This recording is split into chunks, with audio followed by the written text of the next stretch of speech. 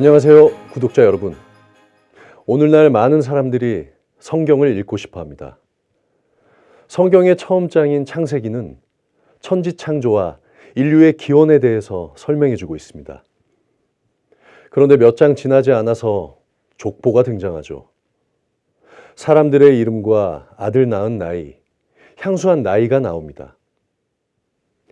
아벨이 죽은 후 아담 130세의 자기 모양, 곧 자기 형상과 같은 아들을 낳아 이름을 셋이라 하였고, 아담이 셋을 낳은 후 800년을 지내며 자녀를 낳았으며 그가 930세를 향수하고 죽었더라. 그리고 셋이 에노스를 낳고 에노스는 게난을 낳고 게난은 마할랄레를 낳고, 이렇게 10대가 기록되어 있습니다. 그 옛날에 사람들의 나이를 상세히 기록한 것도 경이롭습니다만, 많은 숫자들이 계속해서 나오니까 왠지 지루해져서 성경을 덮게 되는 거죠. 이 산을 넘어야 계속 읽을 수 있을 텐데, 그렇다면 어떻게 해야 성경을 끝까지 읽을 수 있을까요? 이처럼 어려운 창세기의 족보를 파헤쳐주는 책이 출간되었으니 바로 구속사 시리즈 1권 창세기의 족보입니다. 이 책은 창세기에 나오는 족보의 연대를 명쾌하게 풀어주고 있습니다. 한국어로 처음 쓰여졌으며 전 세계 언어로 번역되어 많은 사람들이 이 책을 통해 족보 속에 나타난 하나님의 구속 경륜을 배우고 있습니다. 창세기의 저자는 모세로 알려져 있습니다. 모세는 하나님께서 이스라엘 백성을 출애굽시키실 때 보내신 지도자였습니다. 하나님은 아브라함의 자손 이스라엘 백성들을 가나안 땅으로 인도하려고 하셨죠. 하지만 이스라엘 백성들은 광야 노정 중 가데스 바네아에서 하나님의 약속을 믿지 못하고 거역하고 말았습니다. 진노하신 하나님은 그들을 광야에서 40년 동안 유리하게 하셨고, 1세대들은 가나안 땅에 들어가기 전에 다 죽고 말았습니다. 모세마저도 이제 죽음을 앞두고서 마지막 모압 평지에 서 있습니다. והיה שם בך לעד, ואנוכי ידעתי את מרגך, ואת עורפך הקשה, הן בעודני חי עמכם היום, ממרים הייתם עם אדוני, ואף כי אחרי מותי. 모세는 앞으로 출애굽 2세들이 가나안 땅에 들어가서도 믿음의 길을 걸어가길 바라는 마음으로 유언과 같은 말씀을 선포하게 됩니다. 그 말씀이 바로 신명기입니다. 신명기는 세 부분으로 나뉘어 있습니다.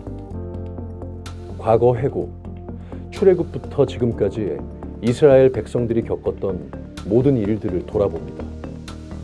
율법 재강론, 40년 만에 다시 율법을 설명하며 하나님 말씀을 기억하도록 강조합니다. 미래 전망, 앞으로 이스라엘 백성들이 겪게 될 일들을 예언하고 준비시킵니다. 그리고 모세는 이 모든 말씀을 잊지 않도록 노래를 만들었습니다. כתבו לכם את השירה הזאת, ולמדה את בני ישראל, שימה בפיהם. למען תהיה לי השירה הזאת לעד בבני ישראל. 이 노래가 바로 신명기 32장입니다. 하나님은 이스라엘 백성들이 앞으로 하나님을 배반하고 타락하게 될 것임을 경고하고 있습니다.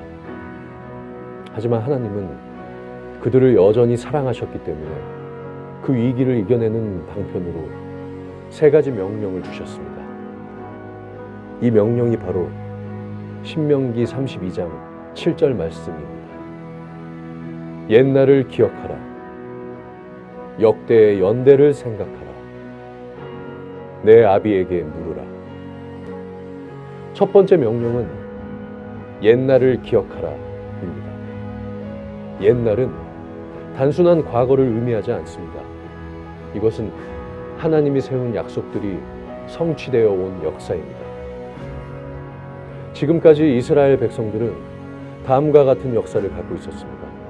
아담의 타락과 가인 계열의 불신앙, 노아 시대의 죄악과 심판, 바벨탑 사건에서 인간의 교만, 아브라함과의 횃불 언약, 이스라엘 민족의 애굽 종살이와 출애굽 사건, 광야 40년 동안의 고난과 시련. 이처럼 수많은 죄악 가운데에서도 하나님은 계속해서 백성들을 구원해 주셨습니다. 그분의 뜨거운 사랑과 눈물의 역사가 바로 옛날인 것입니다. 그리고 하나님은 기억하라고 하셨습니다. 고생하던 때를 쉽게 잊어버리는 백성은 과거보다 더 심한 고난을 당하게 되기 때문입니다. 하나님은 백성들이 잊어버리지 않도록 여러 기념일과 기념물을 주셨습니다. 유월절, 칠칠절, 초막절의 3대 절기와 안식일 같은 기념일, 만나 항아리, 두 돌판, 아론의 지팡이, 광야의 노뱀, 그리고 요단강 도화때의 12돌 기념비 같은 기념물들은 이스라엘이 하나님의 구원 역사를 기억하며 믿음의 길을 잃지 않게 돕는 역할을 했습니다. 두 번째 명령은 역대의 연대를 생각하라입니다. 역대의 연대는 옛날을 넘어 더욱 구체적인 세대별로 역사하신 하나님의 구체적인 구속사적 경륜을 가리킵니다. 각 세대의 구속사적 경륜을 가장 핵심적으로 압축하여 기록한 것이 족보입니다. 하나님은 창세기의 족보를 통하여 역대 연대의 걸음을 집중적으로 주목하게 하셨습니다. 창세기 5장에는 아담부터 노아까지 10대의 족보가 나오고, 창세기 11장에는 셈부터 아브라함까지 10대의 족보가 기록되어 있습니다. 20명의 족장의 이름과 아들을 낳은 나이, 그리고 향수한 연대를 통해서 각 세대가 어떻게 신앙을 전수하며 살았는지 알 수 있게 됩니다. 그리고 창세기의 첫 인물인 아담으로부터 마지막 인물인 요셉까지 2300년이라는 사실도 알 수 있게 됩니다. 출애굽부터 솔로몬 때까지도 그 연대가 나와 있습니다. 출애굽으로부터 480년이 되는 해에 솔로몬 성전을 건축하기 시작하였다고 말씀하고 있기 때문입니다. 열왕기상 6장 1절, 이스라엘 자손이 애굽 땅에서 나온 지 480년 후 솔로몬이 이스라엘 왕이 된 지 4년 15월, 곧 2월에 솔로몬이 여호와를 위하여 전건축하기를 시작하였더라. 솔로몬이 왕이 된 것은 주전 970년으로 알려져 있으므로 솔로몬이 왕이 된 지 4년은 주전 966년이 됩니다. 이 연도에서 거꾸로 480년을 거슬러 올라가면 출애굽한 해가 주전 1446년임을 알 수 있습니다. 성경이 결코 신화나 전설이 아니라 정확한 연대가 있는 실제의 역사라는 사실을 나타내고 있습니다. 생각하라 하는 것은 과거를 떠올리는 것이 아니라 열심히 연구하여 이해하며 분별하라는 뜻입니다. 앞으로 다가올 현실에서 희망이 보이지 않는다 해도 하나님의 언약과 그 성취하신 역사를 헤아려 보면 소망을 잃지 않게 될 것입니다. 세 번째 명령은 내 아비에게 물으라입니다. 아비와 어른들은 각 시대를 이끌었던 믿음의 지도자와 조상들을 의미합니다. 하나님은 이 지도자들에게 영적인 권위를 주셨고 백성들이 어려움을 겪을 때마다 이 사람들에게 묻게 하셨습니다. 가나안에 입성하여 살면서 신앙에 큰 혼돈이 올 때 주저없이 아비와 어른들에게 물으라고 말씀하신 것입니다. 물으라는 단순히 질문하는 것이 아니라 거지가 구걸하고 애원하듯이 최선을 다해 구하고라는 뜻입니다. 하나님께서 행하신 큰 일을 배우려고 적극적으로 힘쓰라고 하셨습니다.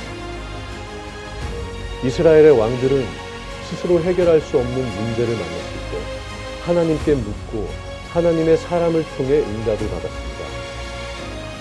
아비와 어른들은 역사에서 사라지고 없지만 성경 속에서는 지금도 살아서 후손들에게 대답하고 있습니다. 모세가 모압 평지에서 선포한 말씀은 그 당시 거기 있지 않았던 지금 우리들에게도 약속하신 말씀입니다.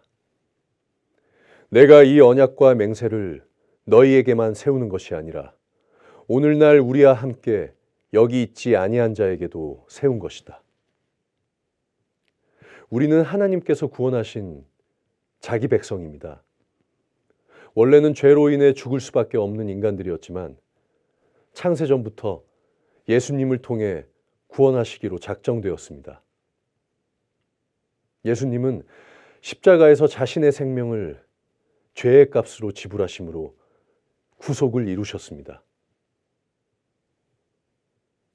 베드로전서 1장 18절에서 19절 너희가 알거니와 너희 조상의 유전한 망령된 행실에서 구속된 것은 은이나 금같이 없어질 것으로 한 것이 아니요 오직 흠없고 점없는 어린 양 같은 그리스도의 보배로운 피로 한 것이니라.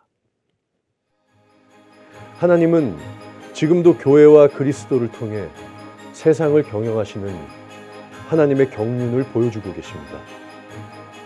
모세의 말씀을 오늘 주시는 음성으로 받을 때 족보 속에 감추어진 지혜를 발견하고 후손들에게 가르칠 수 있을 것입니다. 그렇다면 모세의 바램대로 마침내 가나안 땅에 들어가 안식을 누리는 주인공이 될 수 있겠죠.